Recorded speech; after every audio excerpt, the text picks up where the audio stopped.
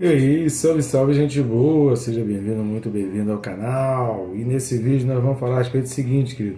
Todo cristão deveria sonhar com isto. Quer saber o que é? Vem comigo até o final, sai daí não.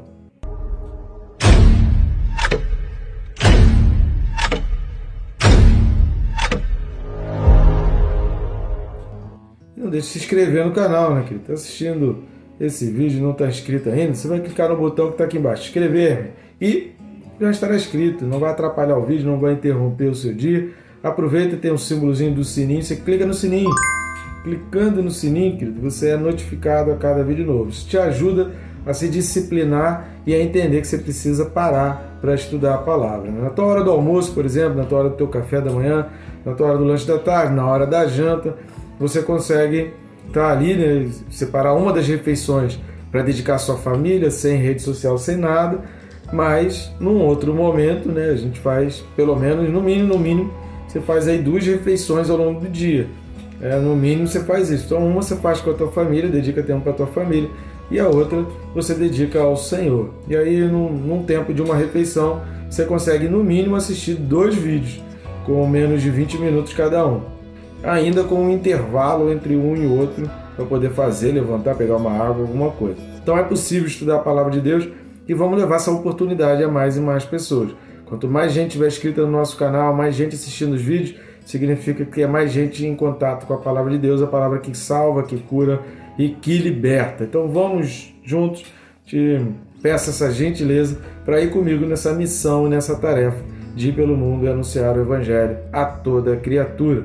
Texto desse vídeo, Apocalipse 21, versículo 2. Apocalipse 21, verso 2, diz assim: Vi também a cidade santa, a nova Jerusalém, que descia do céu da parte de Deus, ataviada como noiva adornada para o seu esposo. Então aqui, obviamente, está falando do novo céu e da nova terra. E esse novo céu e a nova terra é exatamente a Jerusalém, cidade que desde o início é a cidade santa, a cidade onde tudo começou, a cidade para onde Deus mandou o povo de Israel se dirigir, a cidade que Deus mostrou para Moisés, a visão que Deus deu para Moisés, que mandou Moisés subir num monte, que tem até hoje lá, tem um monumento em homenagem a esse momento em que Deus mostrou para Moisés. É possível hoje você ir lá visitar esse monte e contemplar a mesma vista que Moisés contemplou, né? Você contemplar as mesmas coisas que Moisés contemplou. É obviamente que hoje você contempla uma cidade já construída. Naquele tempo Moisés não estava contemplando nenhuma construção, não tinha nada lá. Apenas uma muralha, Jericó ali, dava para ver alguma coisa assim, mas não tinha, obviamente. É óbvio, né? As coisas que tem hoje, mas você consegue ter a mesma vista, principalmente natural, e a mesma dimensão daquilo que Moisés viu lá atrás. Então sempre foi esse o desejo de Deus, ele sempre foi um lugar que Deus separou, que Deus escolheu, e eu não vou entrar aqui nesse ponto, mas você pode assistir aí vídeos do Rodrigo Silva, de outros arqueólogos bíblicos, você vai ver que é um lugar extremamente estratégico no mundo inteiro. Então ele é central no mundo, é como se fosse o coração do mundo ali, como se fosse ali a partir dele houvesse divisões. Você tem, por exemplo, rapidamente falando aí, você tem dentro da linha ali de Jerusalém, você tem, ficando assim de costa para o chão, né? Você tem à esquerda de Jerusalém os povos que escrevem da direita para a esquerda, e você tem à direita de Jerusalém os povos que escrevem da esquerda para a direita. Então é toda uma divisão, né, entre Oriente e Ocidente. Todas as divisões elas passam ali pela linha de Jerusalém. Então é um lugar extremamente estratégico, é um lugar central, é um lugar que iniciou todas as coisas, é um lugar onde tudo, onde a vida humana na Terra realmente se originou e começou. Então a cidade santa aqui, a Nova Jerusalém, está falando daquele lugar ali, e é aquele lugar para lá que a gente vai habitar, que a gente precisa sonhar. O cristão que só consegue pensar nas coisas daqui da terra, só consegue pensar em bênçãos daqui da terra, e em momento nenhum da sua vida, do seu dia ou das suas orações, ele consegue vislumbrar e agradecer ao Senhor pelo novo céu e a nova terra. Ele precisa estudar mais a palavra, porque ele não entendeu o Evangelho, ele não entendeu a obra de Cristo, ele não entendeu o véu rasgado, ele não entendeu o que o tabernáculo tem a ver com a obra de Cristo, ele não entendeu o que aconteceu no Éden, no capítulo 3 de Gênesis, ele não entendeu nenhum desses pontos, ele não entendeu nada, ele precisa rever, parar, estudar com calma. Então a gente precisa, todo cristão precisa sonhar com o novo céu, precisa sonhar com a cidade santa, precisa sonhar com a nova Jerusalém. Todo cristão não pode perder isso de vista, porque o diabo quer tirar isso. Se você ficar preso demais às coisas daqui da terra, você vai entrar na agenda ESG, você vai entrar na agenda da ONU 2030, você vai entrar em toda essa agenda. Se você acompanha as páginas da ONU nas redes sociais, você vai ver quantas e quantas vezes eles estão utilizando a palavra acelerar. Isso me lembra muito Apocalipse 12:12. Toda vez que eu leio as postagens, eu acompanho exatamente para poder ficar por dentro do que o anticristo está planejando, né? Por dentro das linhas e diretrizes do anticristo. É importante se acompanhar. Acompanhe aí as páginas da ONU e você vai começar a valorizar cada vez mais as profecias bíblicas. Então vamos destacar aqui 4 pontos, que talvez esse vídeo seja um pouco mais longo que você imagina. Eu vou tentar ser bem breve nos 4 pontos que a gente vai destacar desse versículo, que é rico demais em informação. A primeira coisa aí, eu já falei uma delas, a questão da Nova Jerusalém, mas os 4 pontos, a primeira coisa é o seguinte: a palavra nova. Vi também a cidade, a Nova Jerusalém. A palavra no grego aí para nova é kainos. Kainos, não é kairos, kairos é tempo. Kainos significa algo que nunca foi usado, algo sem precedente. Esse novo aí é novo completamente, mas é um novo, apenas diz assim, um carro novo. Mas já existiram outros carros. É uma versão nova, não é uma versão nova. É algo nunca visto, é algo nunca imaginado, é algo incomum, é algo desconhecido. Então esse novo aqui não é novo assim, eu tenho uma casa nova, mas eu já tinha uma casa antiga. Não é nesse sentido, é novo no sentido de totalmente desconhecido, incomum. Embora a gente tenha uma cidade de Jerusalém, embora a gente tenha uma cidade, embora a gente tenha um mundo, o que Deus vai fazer é completamente desconhecido dos nossos olhos. Por isso, Paulo, que provavelmente contemplou isso aqui quando ele subiu ao terceiro céu, que diz, ele não fala na primeira pessoa, mas a gente entende que foi ele que esteve lá no terceiro céu, ele contemplou também isso, e ele vai dizer que a glória deste mundo, as coisas maravilhosas desse mundo, não são comparáveis ao porvir, não são comparadas à glória que está por vir. Por quê? Porque é um novo, mas é um novo inédito, é um novo nunca visto antes, sem precedente, completamente desconhecido. Vamos dar uma olhada lá em Isaías 43, dos versículos 18 e 19. Leia todo o capítulo 43 de Isaías, tá, querido? Mas para poupar tempo aqui, a gente vai ler só os versículos 18 e 19, mas eu recomendo toda a leitura do capítulo 43 de Isaías. Versículo 18 diz: Não vos lembreis das coisas passadas, nem considereis as antigas. Eis que faço coisa nova, que está saindo à luz. Porventura não podeis perceber, cara, como eu gosto dessa expressão aqui, porventura não podeis perceber, eis que porei um caminho no deserto e rios no ermo. Querido, isso aqui é fantástico. Isso aqui é fantástico. Porventura, vocês não estão conseguindo perceber? Será que tem crente ainda que ainda não conseguiu entender? Será que tem crente ainda, membro de igreja, que ainda não conseguiu perceber a questão do novo céu e da nova terra? Então, querido, é novo, é inédito, é coisa nova. Não vos preocupeis com as coisas antigas, porque Deus está fazendo uma coisa nova. Você percebe isso? Porventura, você tem percebido isso? Meditação aí, responde para Deus, responde para mim não. Segunda coisa que a gente vai destacar desse versículo é essa expressão da parte de Deus. Querido, essas coisas novas, as coisas maravilhosas, as coisas que Deus tem preparado, querido, tem que ser originadas em Deus. A vida do crente, tudo que ele espera, tudo que ele anseia, tudo que ele sonha, tudo que ele almeja, tudo que ele quer conquistar, toda a sua esperança do crente tem que estar depositada em Deus. A vida do crente tem que ser assim. Vamos dar uma olhada em Mateus capítulo 7, versículos de 24 a 27. Diz assim: Todo aquele, pois, que ouve estas minhas palavras e as pratica, grifa aí, né, querido? Marca aí. E as pratica, será comparado a um homem prudente, que edificou a sua casa sobre a rocha, e caiu a chuva, transbordaram os rios, sopraram os ventos, e deram com ímpeto contra aquela casa, que não caiu, porque for edificada sobre a rocha. E todo aquele que ouve estas minhas palavras e não as pratica, será comparado a um homem insensato, que edificou sua casa sobre a areia, e caiu a chuva, transbordaram os rios, sopraram os ventos e deram com ímpeto contra aquela casa, e ela desabou, sendo grande a sua ruína. Repare que transbordaram os rios, veio a chuva, caiu a chuva, transbordaram os rios, sopraram os ventos e deram com ímpeto contra aquela casa. Isso aconteceu tanto para a casa construída na rocha quanto para a casa construída na areia. Ou seja, as dificuldades vêm para todo mundo. A diferença da consequência é o fundamento.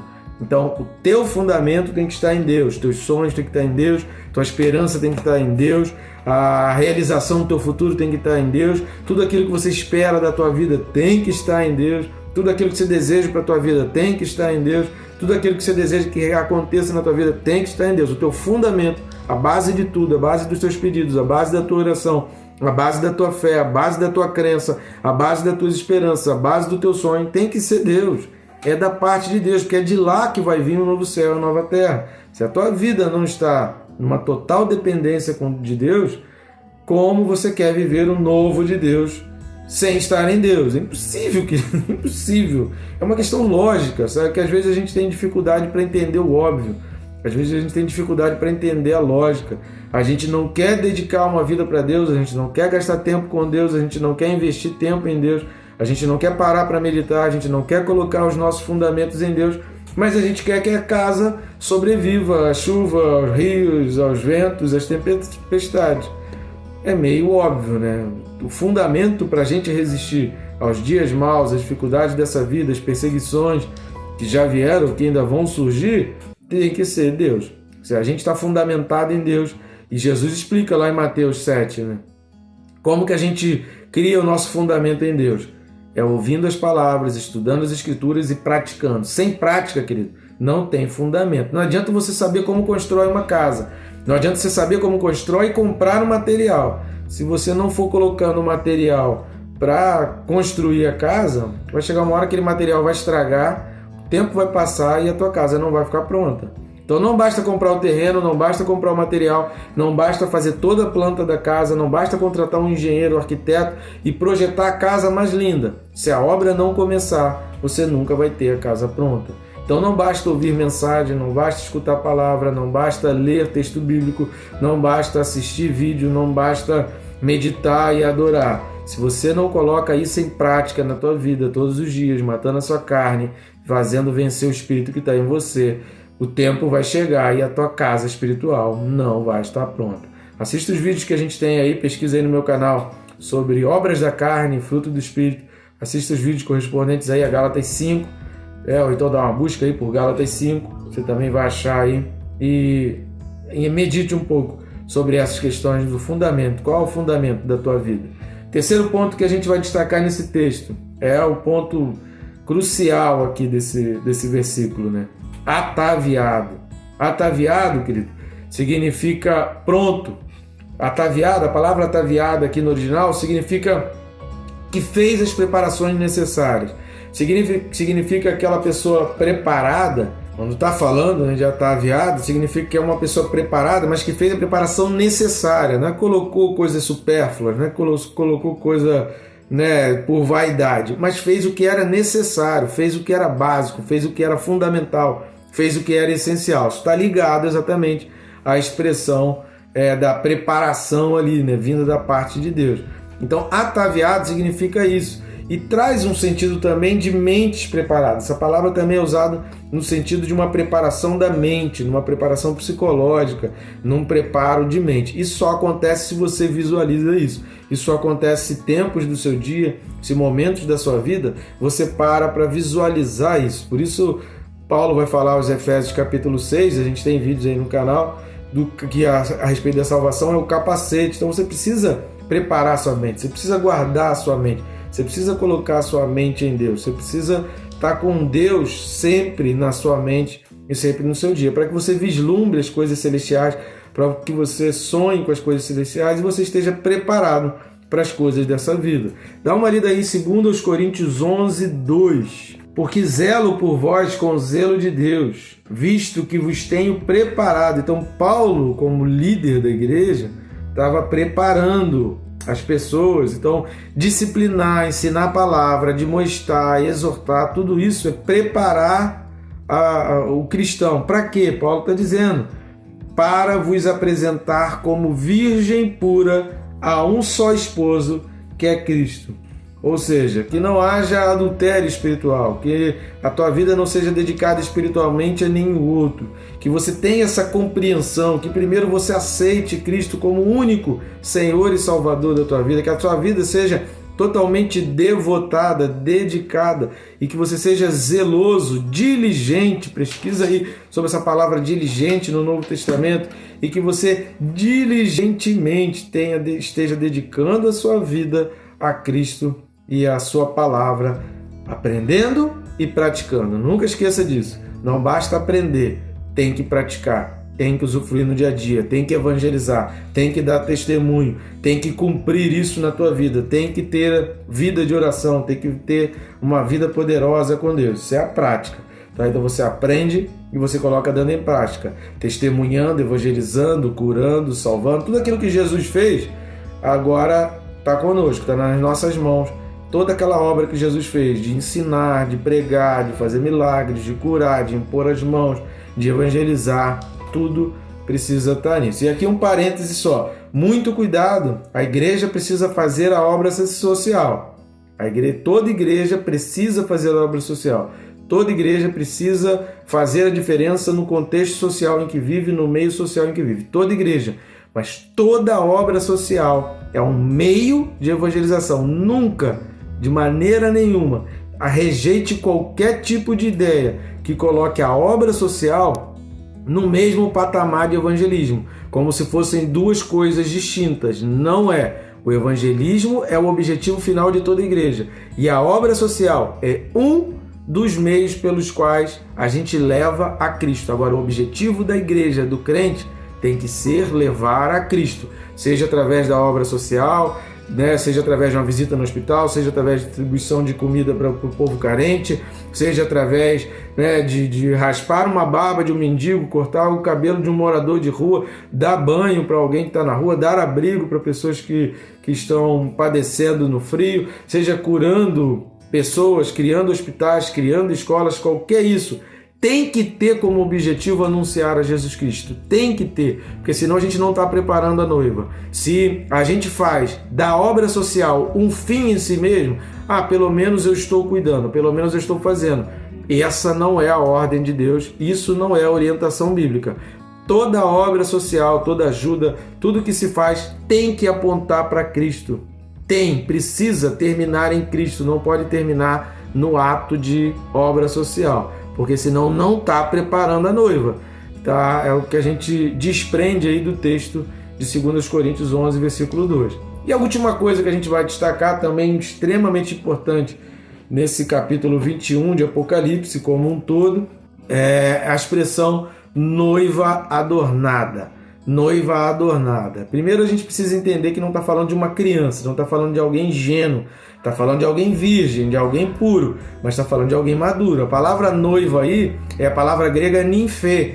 A palavra grega ninfê é a palavra originária das expressões ninfetas, por exemplo, que são pessoas já maduras em entendimento. Toda vez que você ler a respeito de ninfetas e das palavras ninfetas, você entenda que isso é um deboche com a igreja de Cristo. Então, toda vez que você ler em algum lugar, alguma postagem, algum vídeo, a expressão ninfeta, você já entenda que esse vídeo, que aquela postagem está fazendo um deboche da noiva de Cristo, porque a noiva de Cristo é uma ninfê, e a ninfê tem que ser pura, tem que ser santa, tem que ser virgem, preparada para o noivo, para o dia do casamento. Então, ninfê significa jovem esposa. É aquela noiva jovem, mas que já é madura, consciente, que sabe o que está fazendo, preparada para o casamento. Ou também jovem mulher. Ninfê, em alguns textos gregos, é utilizado no sentido relacionando-se a uma jovem mulher, a uma mulher jovem. E a palavra adornada é cosmel no grego. E essa palavra cosmel, ela significa enfeitada. Cosmel significa com beleza. E muito interessante que, de uma maneira metafórica, Em alguns textos, em alguns poemas gregos, essa palavra é usada no sentido de uma beleza com honra, uma pessoa que foi embelezada com honra. Sabe, quando a noiva bota o véu, não é apenas o vestido e a maquiagem, mas o adorno da noiva, né? Porque às vezes tem um vestido lindo, tem muitas madrinhas de casamento que às vezes tem o vestido que são mais lindos do que o da noiva. Por isso que normalmente as madrinhas, elas não usam o vestido branco, né? Exatamente para não ficar sobressaindo ao brilho da noiva.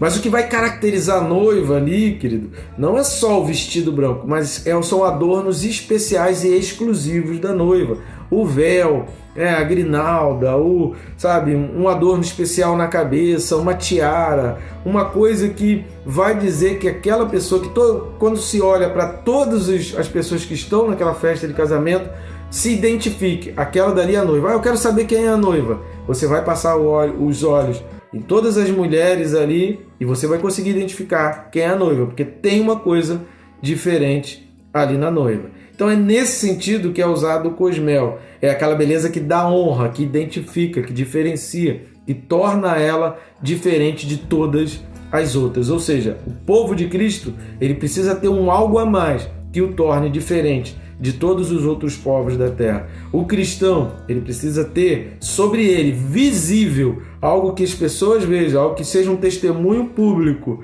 de que ele é diferente de todas as nações da terra. Tem que ter o adorno. Você já buscou o teu adorno em Deus? As pessoas olham para você, identificam em você algo diferente de todas as outras pessoas que estão ao seu redor? Tem que ter o adorno.